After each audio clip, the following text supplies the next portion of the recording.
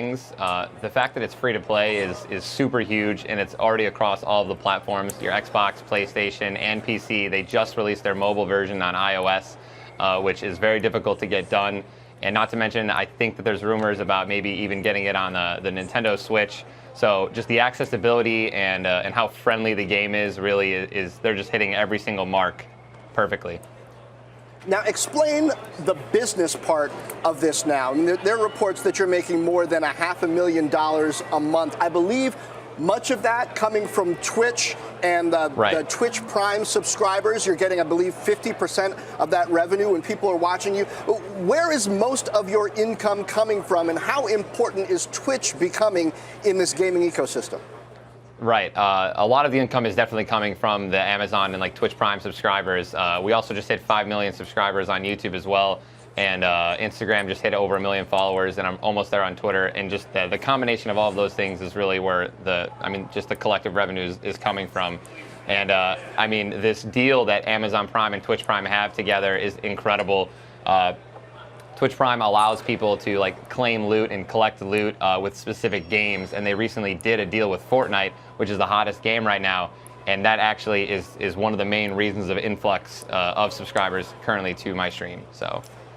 So I play the incredulous, non-techie person. Congratulations on getting people to pay so much money that you're bringing in more than $500,000 in revenue a month for people to watch you play video games. Why do they want to watch you play? I think that I offer a combination of high gameplay, high-tier gameplay that they really can't get with a lot of other content creators. It's very difficult to be one of the best at a video game, in any game, or at anything at all in the world. And I also think I offer, I'm very goofy. If you've ever watched any of my streams or my YouTube videos, I do impressions and stuff like that all the time, and just crazy shenanigans. And I think that the combination of that, it's like a hybrid, and it's just really fun to watch, and a pretty positive environment as well. Tyler, you started competing in video games on Halo in 2009, so nearly 10 years ago, at which point I'm sure it was tough to convince your parents that there was really a business model for this, and that you could really make money. What was your argument? Because I'm sure that every 16, 17-year-old out there who loves playing video games wants to hear that. That is an incredible question. I'm really happy that you asked that. I maintained my job that I was working at Noodles & Company, and I stayed in college while I was doing all of these things. I continued to do well in school and focus on the future of my life, as well as working on streaming and competing in Halo. It was one of those things where if I was doing well in school, putting in the time and effort there, in soccer as well, that I would be rewarded to play as many games as I want. And honestly, I encourage everyone to do that. All the kids out there, you can't just drop everything and focus on playing video games for a living.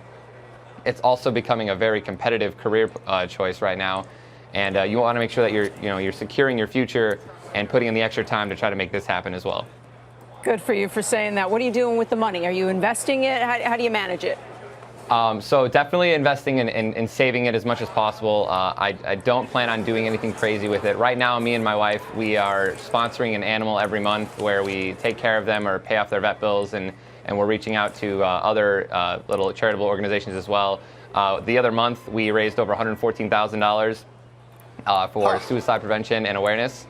And we're just going to be continuing to do good things like that as much as possible.